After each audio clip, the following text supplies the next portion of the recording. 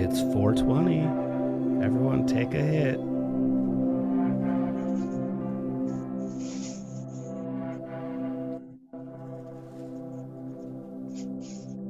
Still got a few people come in, so we'll just give it just a little bit more time. If you're on Facebook, we've dropped the Zoom link. So go ahead and click and join us in here if you want to actively be part of the conversation, or just go ahead and use the comment section. That's good enough as well. Perfect. Hey everybody. Oh, Hey there. My picture. Hey everybody. Hey Lisa. Hey Zach. Hey Drew. Ho and Megan. Welcome, welcome. And people will still lag on, so we'll just let them join them as they come. So welcome everyone. Hey, Welcome. happy Thursday. Hey Christine. Woo-hoo, it's Thursday. The weekend starts on Thursday, right? Well, I'm a disabled veteran, so every day's a weekend for me. That's true. That's true. Welcome, welcome. Hey guys. What a week. We've had a fun week this week. It's been a crazy week for sure. Yeah, the session starting and stuff, and the end of week 2, but Sundance started and Slamdance started last Friday.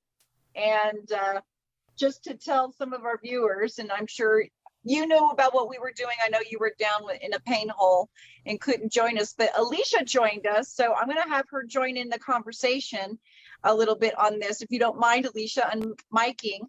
On Tuesday day, we had a big event. The movie American Pot Story was premiered here at Slamdance.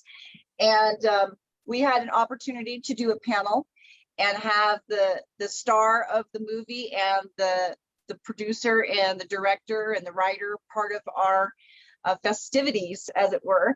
And Alicia was able to attend the whole night, from the panel to the movie to the after party.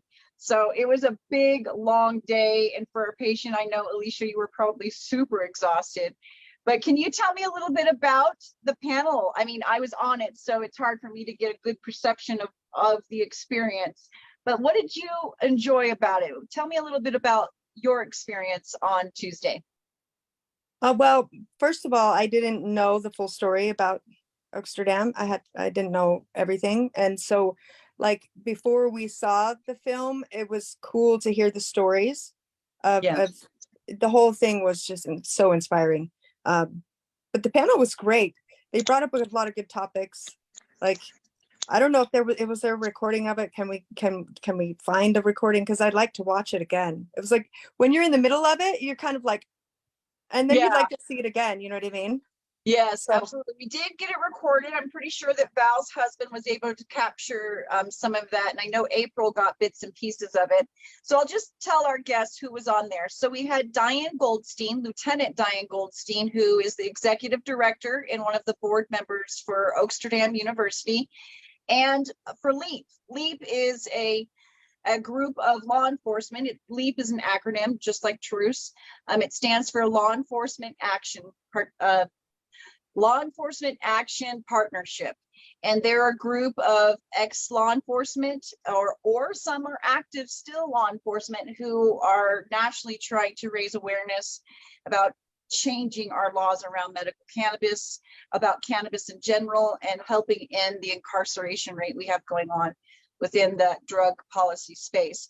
So her voice obviously is so important in this dialogue and super critical in, I think, sort of the conversations we're having. And then right next to her, we had Utah's very own Weldon Angelos.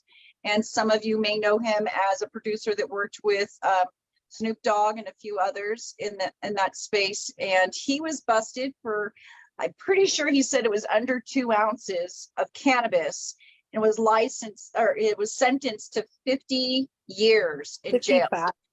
55. Oh, that's right. And it was insane to hear. He was a first-time offender as well. There was alleged him owning a gun, which impacted his sentencing, and mandatory minimums were thrown on top of it. And it just made it the most egregious thing to really witness. And so his story became very pivotal and this, federal conversation about drug policy reform. So he got out and he has dedicated his life now to helping change the laws around that. And he's doing phenomenal work federally. Again, he works with a lot of the rappers, so a lot of big names are being brought into it. He works with the Koch brothers and some of the people that I don't particularly care for. But he is proof that you need to work across party lines. Whether you agree or not agree with somebody's party affiliations, you can Venn diagram on some things. And this is really what Weldon is trying to do for drug policy reform on this as a whole. So his voice was instrumental in that conversation. And of course, there was me, the annoying local activist. Oh. That was the part that touched me the most, was hearing his story. It was just, and then, just the whole thing. By the time the film was done, I was just incredibly emotional. And I felt so inspired and so proud that I was a part of something so much bigger than myself and that I could make a difference. It really made me feel like I could make a difference. See, she stood up there, and I can't remember names. I can never remember names. I always have to look Dale every. Sky Jones. Yes. There you go. Dale Sky is who we're talking about, who's the chancellor of Oaksterdam University. Yes, go ahead. She is like a freaking rock star. Okay. Like here, phenomenal. I have 2 kids. I'm a single mom. And then I watch this film, and she's up there fighting for medical cannabis. I mean, fighting with her babies on her hips. It was so inspiring. It was. I mean, I'm getting emotional talking about it right now. So it made me feel like I can do this too. We can do this too. Let's fight. We did do this. Yeah. And we're going to keep doing this. Exactly. Yes. So who Alicia is referring to is Dale Sky Jones, and her husband Jeff was here as well, and he's a horticultural and a teacher at Oaksterdam University. She was the mouthpiece. She was the face. She was the me of Oaksterdam, trying to raise awareness. They were behind Prop 19, trying to get that first initiative up and off the ground. And I'm sure you guys remember and saw those numbers, $8 million or more just to get a ballot initiative going. Just to give you context, we were just shy under $1 million for our ballot initiative for the medical cannabis one. Ours was the cheapest out of all of them that ran that year. But still, that's such a heavy push when you think about California having to raise, other activists like us in California having to raise $8 million to move a ballot initiative, and the struggle after struggle that they went through was phenomenal. It was a very inspiring film, to the point that we want them to come back. So they're going to be doing a tour with this film. They're going to hit all the film festivals this year with this, but we definitely, the producers and the filmmakers, they enjoyed our party, the panel, the people, the community so much. Dragonfly's hospitality, let's give props to Dragonfly and Nareth over there in the SAPA group. At the last minute, they really came through to us. The movie producers didn't get warning or anything that they got their film into the festival until the very last minute. So at the beginning of January, we got this notice, hey, we're coming. Can you help us with this, this, and this? And it was such a proud moment for TRUCE to be able to pull something together for them on the panel end of things that they were wanting, and for us to introduce them to Dragonfly and the SAPA group, who opened up Purgatory. That sounds funny saying it like that, but who opened up Purgatory, the bar, and gave us a space to celebrate their world premiere. And you guys were there. I know Nathan came out to that as well, to just be a group together, a group of community who were celebrating advocacy. It was a really cool night all around. And really Valerie, cool, who's not on right now, but Valerie, our vice president of TRUCE, was instrumental in helping organize that and make sure that our special guests were well taken care of, and that just everybody and everything was running so smoothly. So she's not on the line right now, but I definitely want to give her some props up. That was great. She moderated the panel as well too. So anyway, that was our Tuesday night. It was a pretty exciting night. Sorry you couldn't make it out, Drew. I know you wanted to. I really missed that, but you know how pain holes are. You know, when you're sucking one, the last thing you want to do is go to go to an event like that. So, Absolutely. A but I little was bit, there in spirit with y'all. yes, you were. We felt it. A little bit later, and I'm going to talk about something else special that happened that night, and because of our special guests from Oaksterdam and the relationship we're building there. April Mara is going to be joining us a little bit later. April's with Terra Health and Wellness. I asked her to jump on, and when she's done with clinic, she's going to jump onto our live. And when she does, I'll talk to you guys about scholarships that Oaksterdam is working with TRUCE on providing to our community, and a little bit about that. I'll wait for her, and we'll talk a little more about that. I love that.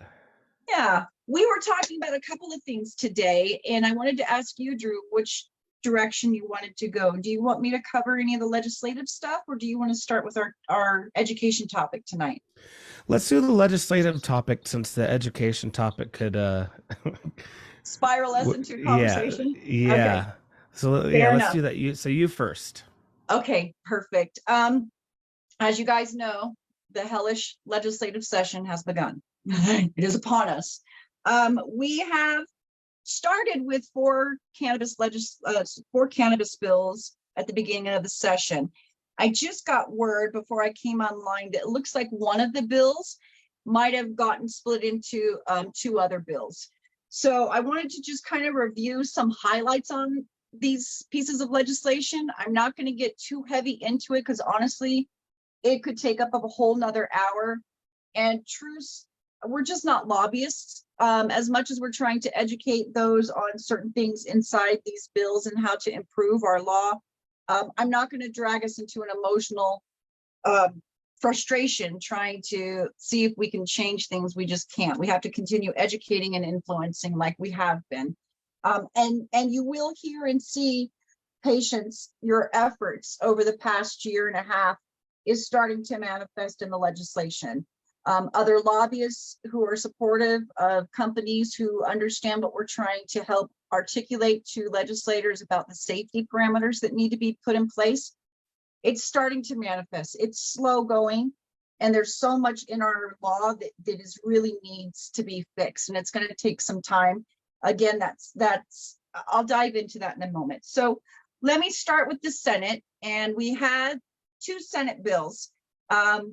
There's only so many legislators that play with cannabis. I think there's 4 that do, and these are the bills that they have going on. So the first bill in the Senate was with Senator Vickers, and House Representative Brooks was the floor sponsor. Senator Vickers is working on definitions. The SB 91 was definitely working on the synthetic definition. From my understanding, before we came online, this bill might have been enveloped into Jennifer Daly Provost's bill. She's working on some hemp cleaning up language over there. I haven't had a chance to go in there because new stuff has been added. So I'm going to be diving in there to make sure language and definitions match up accurately. One of the problems our state has in our bill and in our law and our rules, our nomenclature means definitions. Our definitions of things are really out of whack. We have, I think we counted 6 different definitions of hemp, marijuana, and cannabis. And when you have different definitions of terms in different chapters, you create loopholes and you create problems. And so my hope is that we get the definitions lined up to make sense with what is actual and not just making up things. Some people, I know Tim's on the line, we have looked at this law in the past and gone, that definition doesn't make sense when they've tried to define what cannabis is or when they try to define what hemp is. So there's still a recodificating of our law that needs to happen. We're getting there though. It's slow going, and that is government. So SB 91 has been enveloped into House Bill 230. Which is Jennifer Daly Provost is the lead sponsor on that House bill. Senator Vickers is the Senate sponsor. And if you want, make sure you go in there and look at the definitions, look at the language. If you can decipher it, oh, dude, you're ahead of all of us. But those are the 2 bills that I'm watching and babysitting and making sure we're paying attention to. Let's go to Senate Bill SB 137, Senate Bill SB 137. This one I am really happy to hear about because Senator Escamilla, a point that patients will like about this bill, is she is moving the twice a year renewal for our cards down to once a year. So you can imagine some of the QMPs are pushing back on that, but we're actually getting in line with what's normal in a lot of other states, right, Tim? This is, I mean, once a year renewal is still more than I want, but it's getting within reason. It's what we see as a commonplace in other states. Just so people are reminded, when we started our program, patients were having to renew their cards 4 times a year. That was quarterly. So ridiculous. It was very ridiculous. And not only that, the QMPs who were just coming on at the time were setting their prices outrageously. It was ridiculous, $250. And you think about that having to be renewed every quarter. No wonder we had a patient retention problem. So what I have tried to educate the legislators and the departments on is, if we don't fix 3 areas, you're going to continue to lose patients. Accessibility needs to be there. And that will lead me into another bill that we're going to talk about. We don't have product that is accessible to all patients. And so we need a better delivery or access points, meaning more dispensaries. The next thing is quality assurance. If we do not have better medication, patients are not going to stick in the program. There's no reason to pay outrageous prices for what? It's not good, clean medicine, and it's making patients sick. So they'll leave the program. And lastly, so we've got accessibility, we've got quality and pricing. The pricing is still too high. We're starting to see, I am seeing little bits, and Dragonfly, their prices coming down. Betty, I know their brand, is it Betty, right? Yeah. And Dragonfly. That brand seems to be having decent, consistently low prices overall. I know Zion's has pledged to lower their prices. They're trying to get more accessible to the community.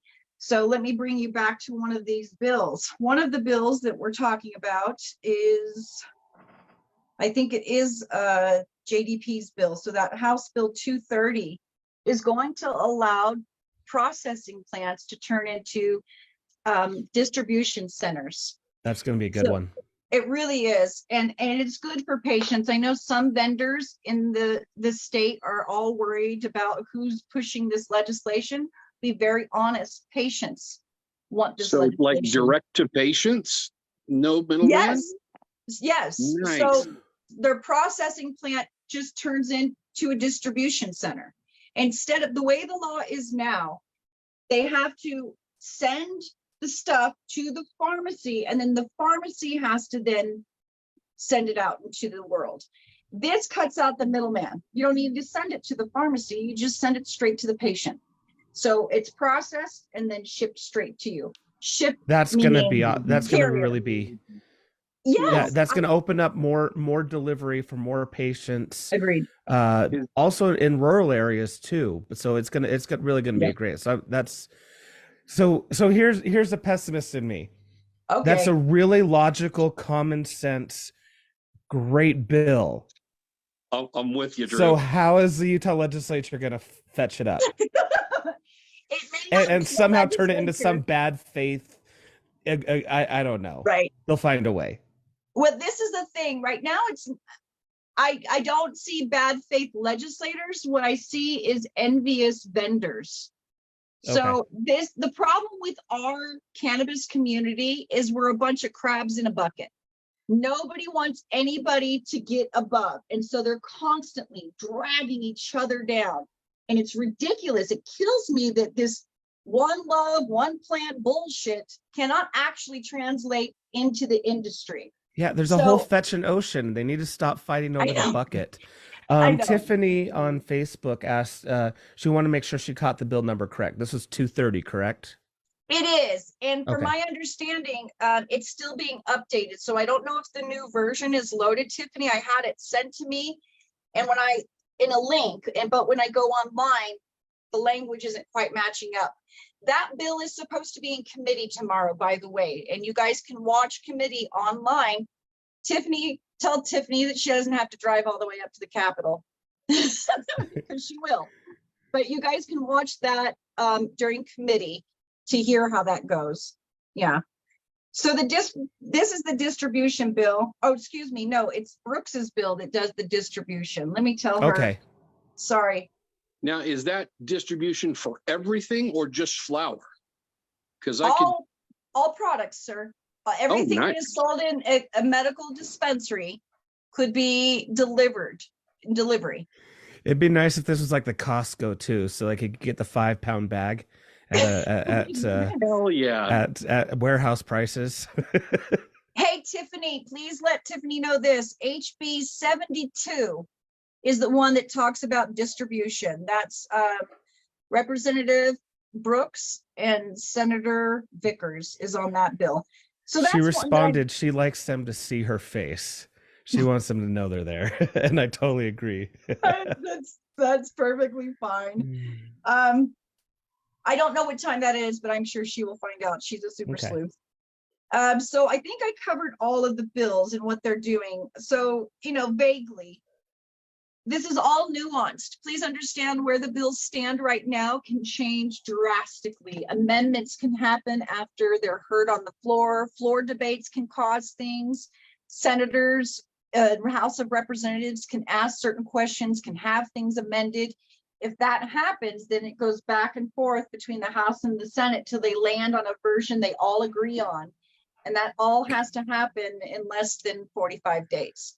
It's like herding cats. It is. And these aren't the only 4 bills that are problematic. There's a lot of heavy bills up on the Hill this year. So there is a fair amount of confidence that these bills will be passing.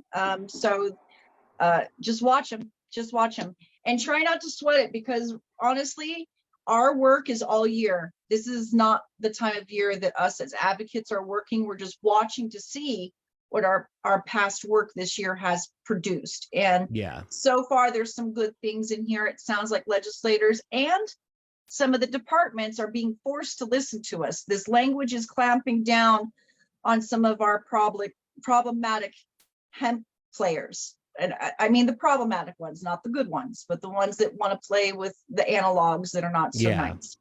So there's going to be some heat from those in that side of the fence. And, it's like that across the country, though. Patients are just taking a stand what they want and what they don't want. And we want clean hemp products that aren't messing with funny extraction processes. So we'll see how things go. We'll just see how the legislative session goes. So I'm just waiting for it to be over with. I know it's a small recap because we're at the very beginning of this, and I'm watching everything. Go ahead. Yeah. And everything that you think that's going to happen will change. And every hope that you had is going to be dashed. And again, the Utah bad faith legislature, there ain't a thing they do in good faith, but we hope it's because that's all we have, right? Yeah, it's hard. It's working with some of these legislators, even the one that has been my nemesis for so many years, their tone is changing. I think some of them realize this is here and we've got to figure out how to make it work. And I expected more pushback. I know you're I saw you bite your lip. I was like, I can't. I'm seeing some progress. I really am on listening. It just feels like it's just so slow and painful. Yeah. What were you going to say there, Drew? I was just going to say, they worked, they're trying to make it work, but also trying to get their grift in there. So it's the Utah way. We can't even have a bus system without a grift. I know. It's Utah. Anyway, so what do we expect for week 3 coming up? Is there anything we need to keep our eyes on? I am watching cannabis. I'll be honest. I know some of the people out there are probably watching the psilocybin bill. I'm not really, to be truthful, for Christine, not TRUCE. I know there's some people, Valerie, our vice president, comes from MAPS. So she comes from the psychedelic world already. Mm-hmm. She has been involved in that psychedelic bill and during the summer to make sure that it was getting the proper language that it needed to. She was working with individuals on providing the support that was needed over there. We're watching it, but honestly, there's a lot to do with cannabis. And I know that mushrooms and psilocybin is the next shiny new thing. And I'm just as excited as the next person to dive into plant medicine. But if we can't get cannabis right, psilocybin's just going to have a rough start too. So it's really important that we try to focus on what we have that's tangible and be hopeful and support in that other arena. So I know there's something happening over there. I'll be honest, personally, I'm not paying attention. I've got this cannabis issue that is right in front of me, you know? Yeah. So we'll see where these bills go. You know, they'll hit the floor and debates next week, and we'll see if amendments get added, and I don't know. We'll see what happens, friend. Sounds That's good. my report. Sounds good.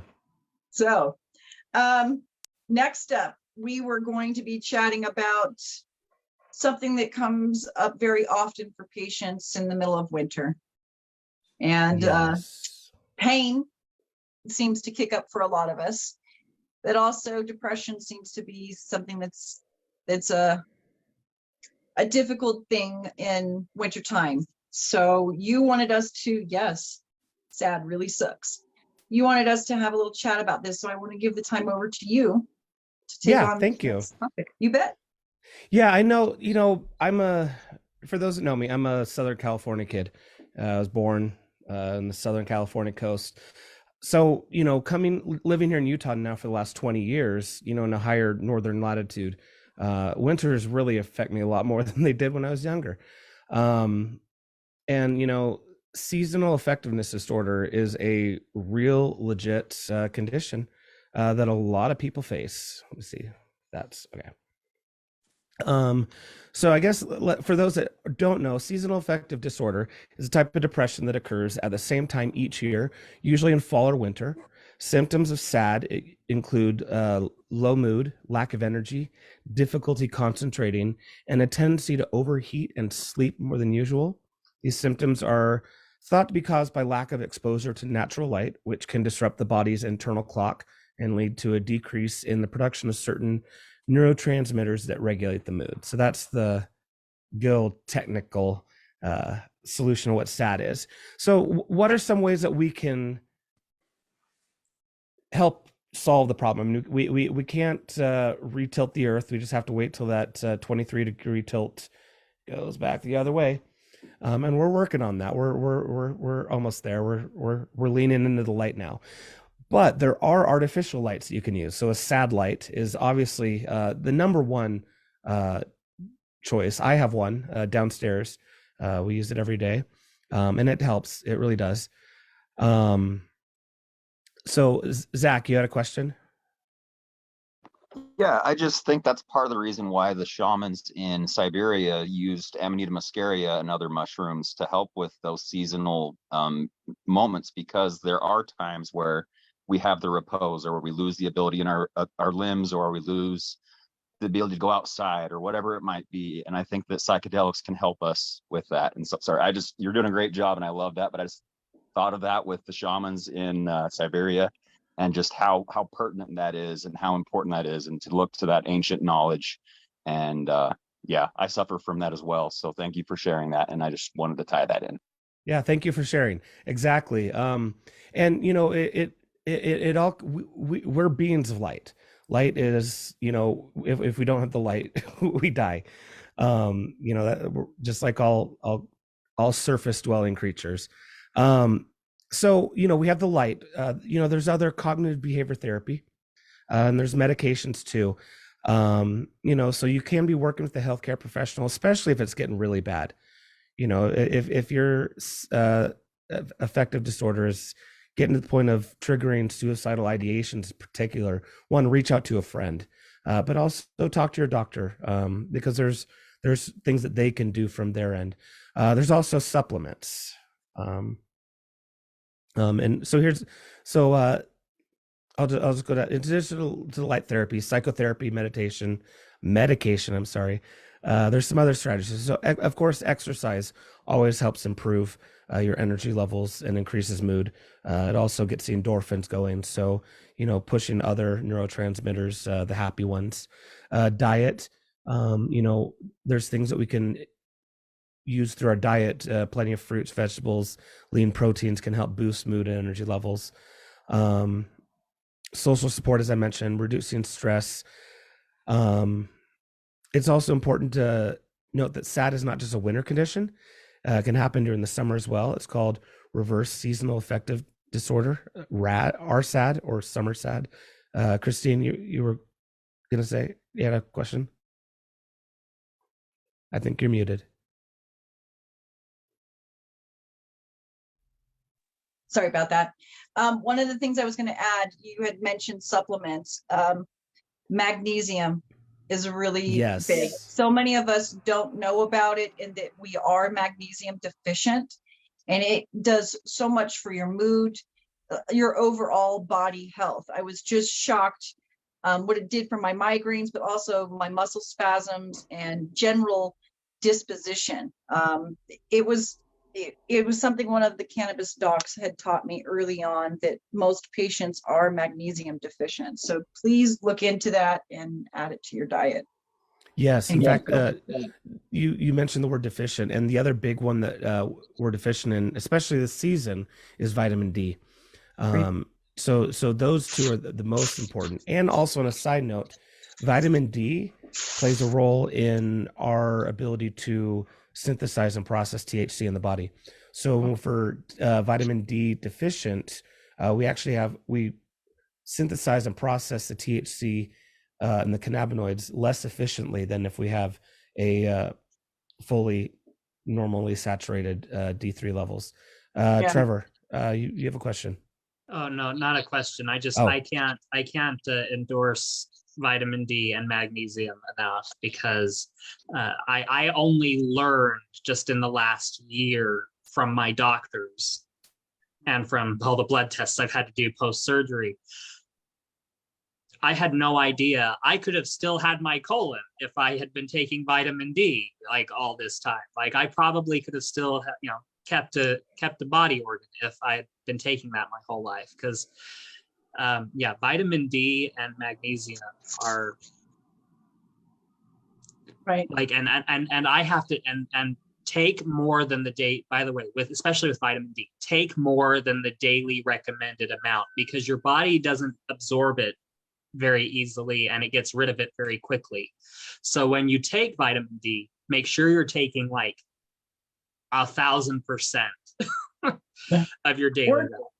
And we have to put out here, we are not medical professionals. So if you hear things, this is a peer-to-peer moment. So this is one patient that is true, offering suggestions. So ask your medical provider, because please talk to your medical providers. But that is definitely, this is something that I think TRUCE has always tried to articulate. Cannabis is not a panacea, my friends. As much as Drew and I love cannabis, we know that there's all these other things that must take place in order for optimum health. And it's up to you to do these things. You can't just rely on Western medicine of go to the doctor, take 2 pills in the morning and everything's okay.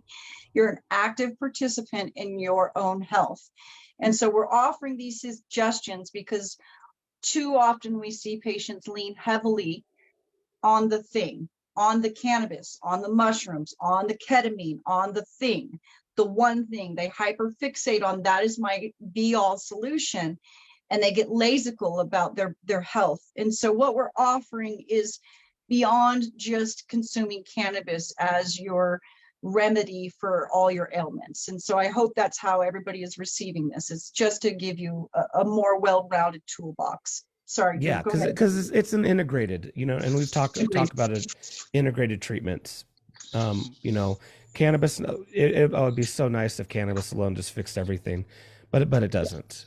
Other, like I mentioned before, other therapy, exercise, diet, all of this is integrated in having a healthy body, mind, body, soul.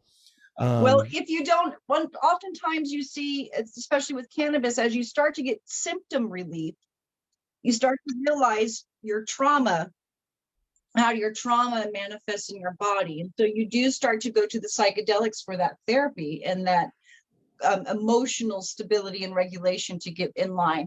And that really is, now you're addressing the body and the mind and the spirit. And absolutely. Sorry, go ahead, Drew. No, you're fine. Thank you. So, and then it gets this last point that we're all fans of, using cannabis to smash SAD. Mm-hmm. Wrong window. Okay. So according to all of the research that I've been able to find online, plus personal experience, and again, I'm not a medical doctor, I'm just play one on the internet. The best treatment for SAD is also the similar ones for PTSD, a 1-to-1 CBD to THC ratio. We usually find the best results for that. And again, it's hard to find the exact, but having both of those cannabinoids working together synergistically gets us the best results. Any questions? Or comments? Or comments? Anybody?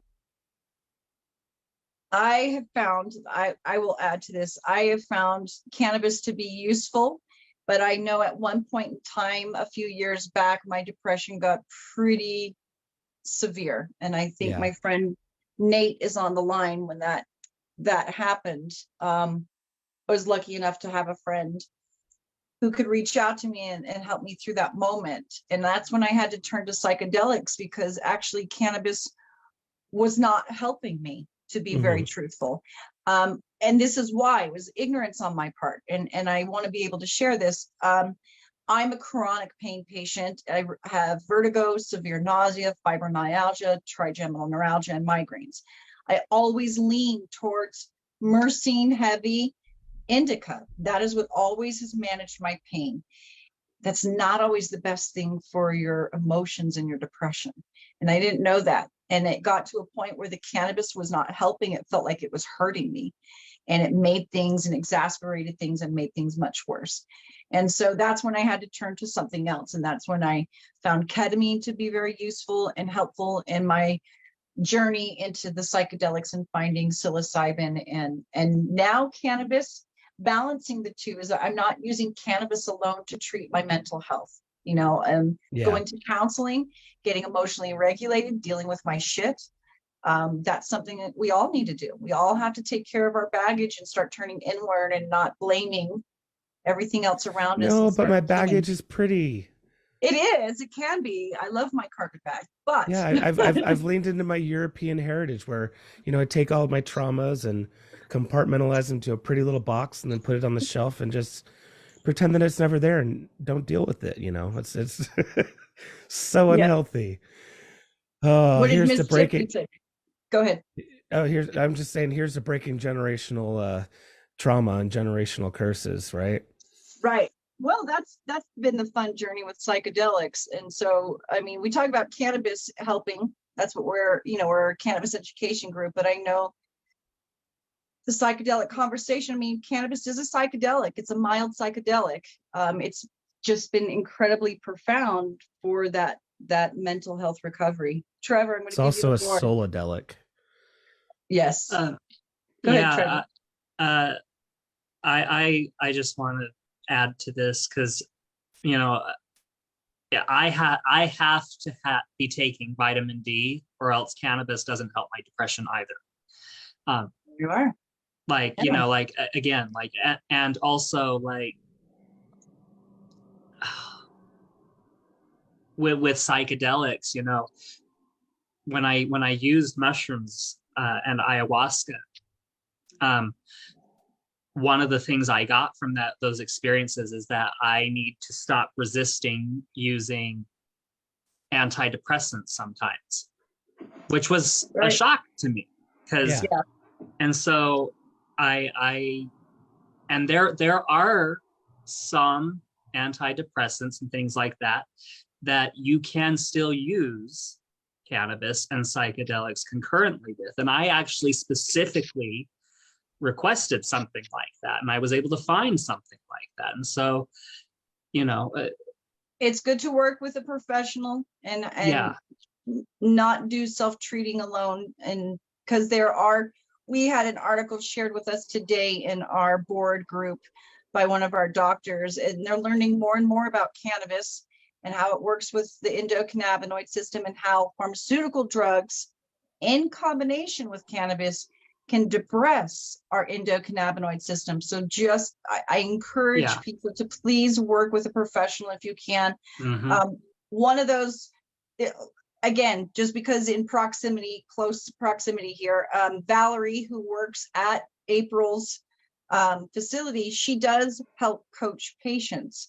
She will work with you. She'll work with whatever medications you're on. And I know that there are other providers out there in these QMP clinics, these wellness centers. There are people who are trying to, I know Beth Green at April's clinic too. I know that she tries very hard to work with patients with the things they've got going on to help them manage their health a little bit better. So So thank then, you, Christine, you mentioned that Yes, sir. article, and the fact that you mentioned, I think it's just important to mention what class of medication. So if you are taking these medications, you might want to talk to your doctor.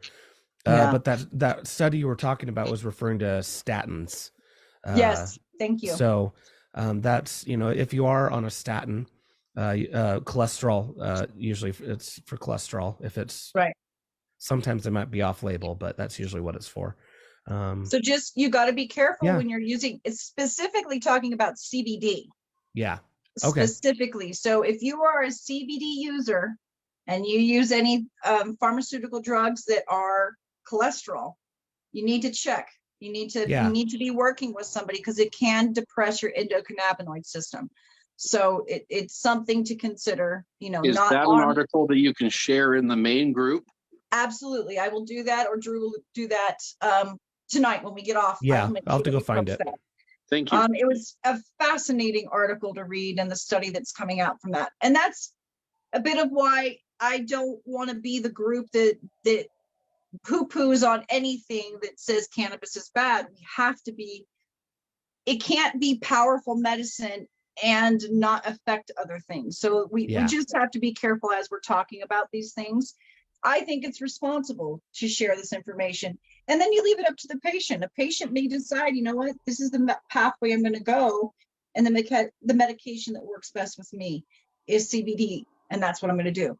Or it's, working with the cholesterol stuff. It's just a better informed consumer, But yeah. But if you are on a statin and taking cannabis, CBD, and you're hella depressed and don't know why, that might be something to look at. So the more you know, good information. Thank you for sharing that. Absolutely. So this was a cool little topic. I really appreciated Dr. Cashin sharing that article with us. That was quite a fascinating read. I was shocked. Anyway, what do we have coming up? We have got some activities we're going to be doing this year. Tim's on the line. Tim called me last night. And Tim, if you don't mind unmuting, I want you to share with us what you've got cooking up for activities this year. Tim reached out and invited TRUCE to come participate. So Tim, I'm going to give you the floor. Go ahead, share with us what you got going on. Yeah, we're going to be doing, well, it's going to be around 420. There's going to be a lot of activities going on. 420 is going to be in the middle of the week. So I figured we'd do something the weekend of, kind of give everybody else the chance to funnel through the 420 festivities, if you will. But April is just 420 all day, every day for that whole month. So we're just fortunate in the cannabis industry to be able to celebrate that. But we're going to be doing an event, and we're trying to put it together here. And details will be a little bit more. I'll have a little bit more details, but I'd like to put an event together. We're going to be having some music. We're going to be having some food. We're going to be having vendors, etc. So it's not going to be a huge event, but definitely one for the books to start off the year right.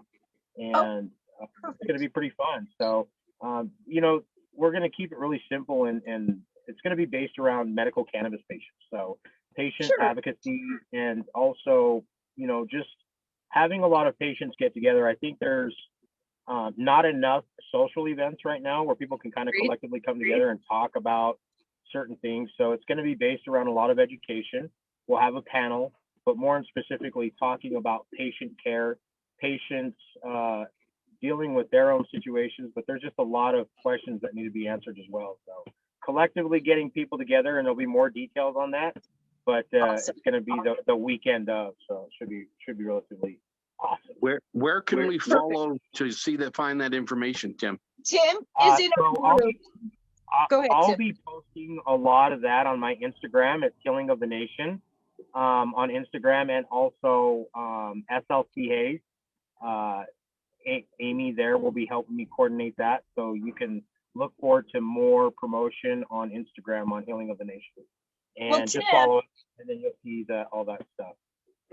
Tim, make sure you post in our group too. We allow posts in will. the patients group. Okay. Yeah, I will. Yeah, Okay, I really want perfect.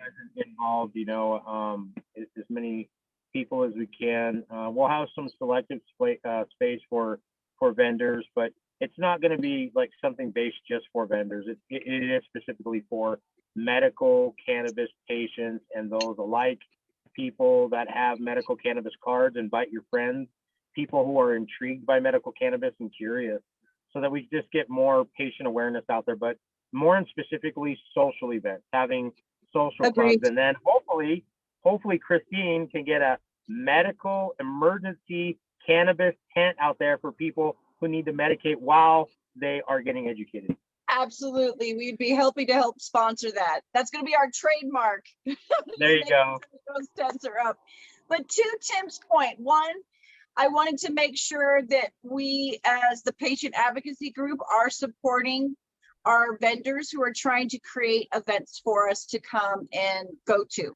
So that's why I wanted to make sure, while it was still fresh in my mind and people can add this to your calendars, anticipating activities that Saturday, because I know we want to do an event and I'd like to do something towards the evening so we can hit Tim's event and hit something up north too.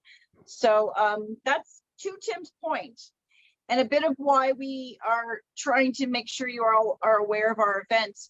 We believe the best way to build community is to provide opportunities for all of us to come together. And education isn't about lectures. It's not always about panels necessarily. It's creating opportunity for us to come together and enjoy each other. I learned so much from just talking to a patient who's had a different experience than I and has found something that works for them. That peer-to-peer exchange is so important in building that mental health, building It that. really is. So these are just going to be more opportunities. We are going to try to be partnering up with the SAPA group, the Dragonfly, because they are in the restaurateur business and they are event coordinators. That is their skill set. That's the wonderful aspect that they bring to the cannabis community. And they're willing to host events and be there to be part of that. TRUCE is going to be working with them to create those opportunities. And they're not going to be patient appreciation events where we're all in a bullpen and surrounded by vendors. We want to know our vendors. We want to get to know our growers, and we've got to create different formats for that. And in talking with Nerith, Drew and I, and Valerie and Nerith, we've had many conversations, and we're continuing to have conversations about what types of events those look like. Movie documentary viewings, reggae concerts, different types of things, family events, family outings, because we need to normalize. There's too much criticizing about what a cannabis user looks like and what our families look like. And I just want to start normalizing our life a little bit more. So Tim, thank you so much for sharing. I'd love to stay in contact with you and find some volunteers. I bet Alicia would love to help. They can work with you. Okay. Thank Yeah, you, and if there's any vendors that want to get a hold of us, just go ahead and message me on the Instagram as well. And I'd like to throw it out there. We really do need more social events. I personally would like to coordinate a once a month social event. That was something that was really big with the Oregon medical marijuana program out in Oregon, is that it really solidified a lot of structure with medical cannabis patients, and just, assuring them that the medical cannabis card is one of the best forms of advocacy next to growing your own cannabis. So having a monthly get together, just a gathering, those things really do need to happen. And it's really, really important, because like-minded people come together. And when you find yourself amongst 20 to 30 different medical cannabis patients dealing with the same situations that everybody else is dealing with. They really have shoulders to lean on, and it causes a really community-based influence when it comes to medical cannabis. So I think we should really put forth the effort to have a monthly We will. social event. Yeah. So we're looking at participating in the NBA All-Star thing that's happening in February. Valeria and I, in doing that Slamdance event, which was this month, ran into people who are part of that. I know that Dragonfly is part of that organizing stuff. So we are actually aiming for that exactly, Tim. TRUCE is trying to create those monthly events so we can get together while maintaining our weekly chats here. Because to Zach's point early on one of our posts, he made a comment about how he looks forward to this. It's a way to connect. And I think it's really important that we do connect and hear from each other. It really lessens the fighting, I think. I have to mention that on Tuesday night, we had 2 vendors in the same room together enjoying that social event. And it brought a lot of joy to the patients to have that experience, to watch 2 vendors that we all like, you know, be in the same room together and really enjoy the space. It brought the camaraderie that you would expect from cannabis to inspire. And so I'm hoping we have more of those moments. Great. It was good. Alicia knows because she was sitting at that table watching that all happen. She was part of that. She was like, "Oh, this is so awesome." Yeah, So, there was none of that stuff that can come along with the industry. It was everybody getting along. You could feel the energy. It was fabulous. I had a wonderful time. I didn't want to leave. Yeah, I know Valerie stayed there till really late, but that weather was getting scary. So the movie people want to come back. I know that Dragonfly has these outdoor domes so that patients who need that tent situation, they have that. These will be private events that they're wanting to host, which means we need patients to get medical cards. We need to encourage that. How cool would it be that at some of these events, if we could also have, how cool would it be if we could figure out a way in the law to have these events also for cannabis card holders only, but like cannabis infused food. So like, you know, that's what we're looking at trying to facilitate. There are private events that can be held, and I know that we're trying to make sure that we can facilitate those things to happen. To Tim's point, and what we did last year at Utah Can, TRUCE advocated for that. We don't want to call it a consumption lounge because that's not what it was. It was a privacy area for patients to consume so that they can enjoy their lives and not feel ostracized from living. And so that's what it's about, you know. Go ahead, Alicia. It was our medication tent. Exactly. So we're hoping to create more of those events throughout the year. And we're working hard at TRUCE to get those calendars up so you guys can start planning and you know what's coming up. But we are definitely trying to make sure that February and March, I know in April, our 420 event, we were trying to plan a little bit of a fundraiser type of event that might be a casino night kind of thing. So we're looking still at planning that out. We also have every June, we do our camp out revival. This year we extended it an extra day, so it's a 4-day event. For those who are interested, definitely watch our page for those early bird special tickets are on right. I think they're on sale right now, aren't they? I think they are. So yeah, events are big for patients. We need a place to come together and just get along and talk. I'm also looking at asking patients in the community what they would like to see, what they want to hear. I know we think we know what you want, but we need to get feedback from you guys on what you would like to see. So Christine? Yes, sir.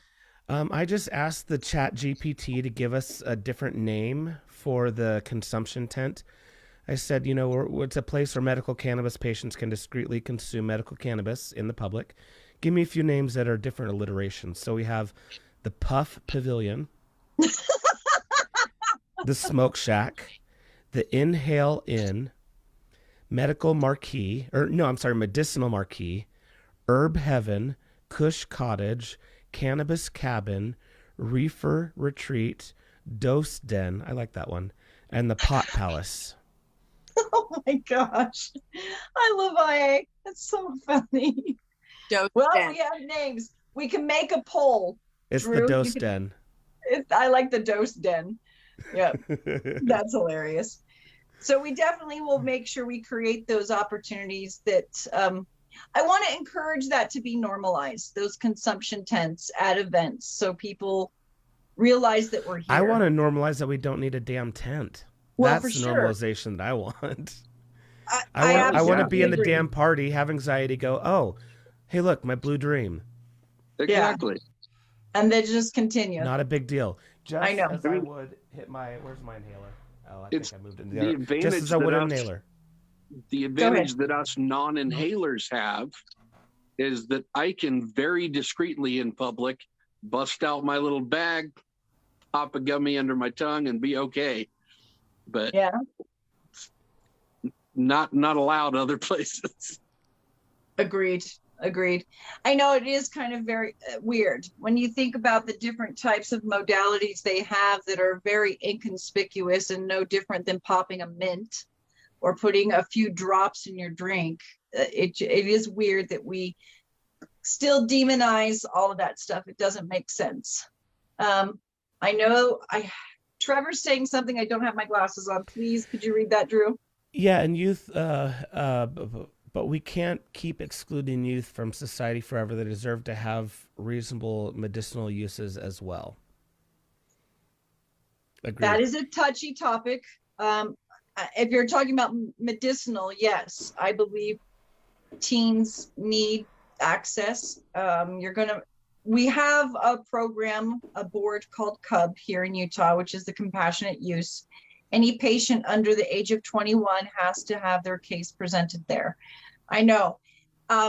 This is how we have to normalize. I know. Yeah. There's a lot of people that feel that way. Yeah. There's also concern. And like we're learning today, we just saw in that study that, cholesterol pharma conflicts with CBD.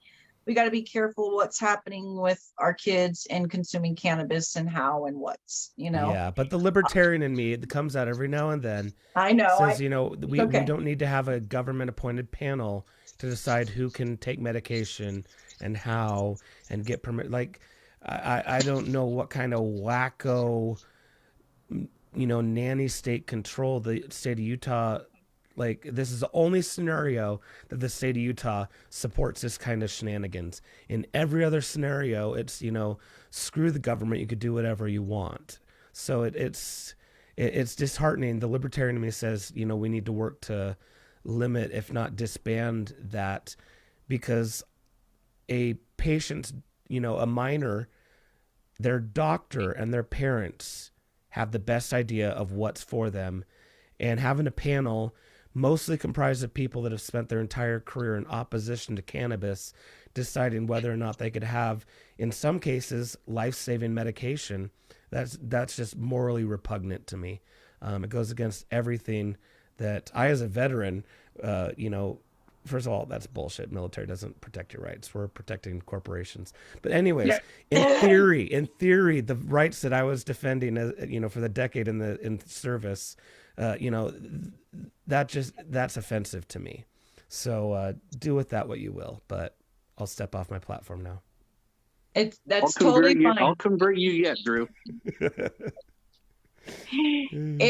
I get what you're saying. My biggest concern is you're going to have it until we can get to a normalizing of use. I don't see it just being open to children. I mean, that's just kind of the reality of we're a Puritan society. We were birthed from pearl clutchers and, morality, whatever. So we are contending with that right now. And so I reject that the same way that I reject those bad mental compartmentalization of trauma things from generational trauma. I reject that, just like I reject our Puritan origins. Like, I ain't no Puritan. Well, Can I I say know. I'm sorry. Go ahead. I don't know who was that you, Alicia? Yeah. I agree with you, Christine. There's really not a whole lot that we can do when it comes to these kids and allowing them to consume, right? That's crazy talk technically. But the one thing go ahead. Educate. I can't, none of us can promise that these kids are going to take the education the way that we want them to take it and that we desperately need them to take it. But at least it's there and they're getting it. That's what they're not getting right now. Like actual, real, legit education, real information, not this gray matter stuff, not all that crap. To know how to use it, when to use it, how often to use it, and why are they using it? Here's the thing, though. Teachers teaching sex ed still can't even use the word penis, I don't think. We're not going to be providing anything adequate to our children about cannabis. Luckily, Prince William gave us a new term, todger. We could. Utah's teaching the kids about their todgers. Well, I think we can if go around and educate about drugs and how bad they are and blah blah blah. Then why can't we educate about cannabis and how good it can be, but how to teach them how to control their consumption, give them an idea of how to use it. When I was a kid and we were using it, it was like we didn't know we were way overdosing, like we were idiots. But now that I'm old, if I would what I know now as a kid, maybe I wouldn't have taken it the way I want them to take it, but at least I would have had an idea of how to use it and what I'm using it for. And that's conversation is helpful. Well, isn't that mentoring? It is. We didn't work with these plants. We've had them prohibitive. They've been removed from us. In indigenous cultures, the medicine people are teaching others how to use plant medicine, and we are deficient and so ignorant of that. And so that when I say we're not there yet, I quite honestly mean we need to teach, we need to mentor, we need to educate. Like within my household, my own child is at my elbow and has learned. One of my children works in the space. So it is that kind of mentoring and teaching and creating the next generation that helps normalize it, and that just network spreads. Zach, you've got the floor, friend. Yeah, I was just wondering, do we know if any of the Utah universities like Utah State, the U or Weber State have any programs at all dedicated to hemp or cannabis? I know Nevada has some programs. Yes. Is there anything going on? I just found out this past week, or maybe it was last week, I was introduced to somebody who was working with a professor up at the U who is doing hemp education and working on that. And they found out about TRUCE. They want to collaborate and want to talk. So there are some people who are gravitating and wanting to do that. That's what's wonderful about this relationship. Miss April's not here, so I'm going to just share with this. Oaksterdam University is working with TRUCE, and we're going to be providing scholarships to our community, people that can win scholarships to get better education with cannabis. But we also want to work and see if we can facilitate a connection between Oaksterdam and the U, because there needs to be programs up at the U where there is cannabis education. I know we have to deal and contend with the federal law, and I'm not quite sure all the ins and outs on that, but the connection is happening. I think the reason why they have hemp education up there is it's the same plant. And if we talk about hemp, because hemp's legal, they can do the education as a hemp education program. Camel's nose into the tent. I know, right? And so there is avenues. And Zach, I would love to follow up on more information, because I only caught whispers of this, and I need to really learn a little more about what's going on there. But I will definitely get back to you. Okay. Sounds and good. He's like, with that, he's out. He's like, that's all I need to know. But I wanted got to. a question. Yes, Tim. Okay. Correct me if I'm wrong, but with Oaksterdam, are their basis? I don't know if they've changed or not, but the basis of their curriculum, isn't it for cultivation, the predominant conversation on Oaksterdam? Isn't it cultivation? Are they covering basis of proper dosing and research and development and all that kind of stuff? What are I they know doing that they've currently? developed, sorry, I didn't mean to speak over you. I know that they have developed other curriculum. I am taking their business course right now. I know April was the recipient of our Oaksterdam scholarship that we gave out, and she is taking the horticulture class. So she's working and focusing on that. If you go onto their Oaksterdam website, I know they have a bunch of other listings. The thing is there's a lot of different schools that I like to work with, a lot of different people who have different programs. These guys are focused more on growing. And so, which Tim, you and I both know that some people need to learn that a little more in this state. Absolutely, 100%. That's why I tried to force that answer out of you, and you nailed it. And that is exactly what I'm getting to. Thank you. So, you're welcome. So some of what TRUCE is hoping to do is we're not just wanting to be the barking dogs. I mean, we are always going to be a watchdog. We love cannabis, we love patients, we love the industry, and we want it to thrive. And we just don't want to always have to be the barking dog. And by sharing education, helping us educate employees who are coming into the program through Oaksterdam and other various things, participating in those conversations during committee hearings and all that other stuff to make sure policy makes sense, that's helping change the program from the inside out. Instead of just yelling at people and telling them what shitty vendors they are, we're trying to help them improve. We're saying this is the standard, and look, here are employees who are now educated that you can hire. That's how we're trying to change our community, is by educating and providing those opportunities for all of us. So, and that's why I think Tim wants to educate and have fun too. We need more events to do that. It helps us all normalize a bit more. We do. And speaking of the events, Tim, on Facebook, Michelle is asking, where will that event be? We'll give details where the event is. I kind of don't want to give it off just yet, because sometimes when you do that, people will try to put an event or a stop. There is always people who kind of don't like what others do. So that detail will be next week, and I will definitely share that with the Facebook account. But I don't want to put that up just yet, guys. Okay. But I hope that we can end some of that kind of competitiveness. Yeah, me too. Because me too. But unfortunately, right now, there's always been, if you tell somebody sometimes where you're going to be holding an event, they'll do everything that they possibly can to make sure that doesn't happen. So I'll be putting details when I put a down payment or get the permit for that specific place. But you can expect details for that probably next week. Okay. Thank you. Thanks, Tim. Thank you. Hey, I got to go, guys. I got to go see Cole. Shout out to Salt Lake City. So I will see you guys later. Thank you so much. You guys are awesome, and awesome. Thanks, Tim. Take care. Hey, all right. We'll see you guys.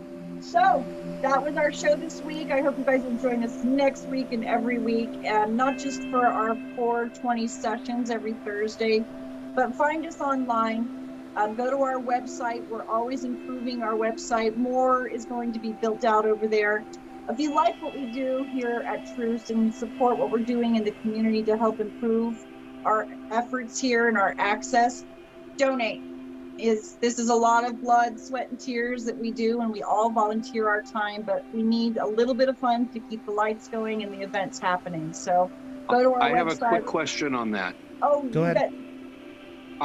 Amazon is doing away with Amazon Smile for whatever the frick reason. It's probably just taxes or money or some bullshit. But is there anything else in anywhere else that lets us just passively donate without setting up like a monthly thing or something like that?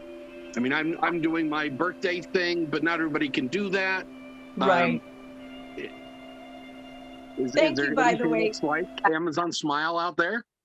I I think will look into that. I'm sorry, I didn't know if anybody was speaking. I will look more into that. Right now, I have not researched it at all. I got the email and was shocked and a little sad and disappointed. But yeah, I'll look into seeing if there's other stuff out there. I know one of my advocacy friends had mentioned something similar. So let me get back to you on that, Kyle. Thanks for the question.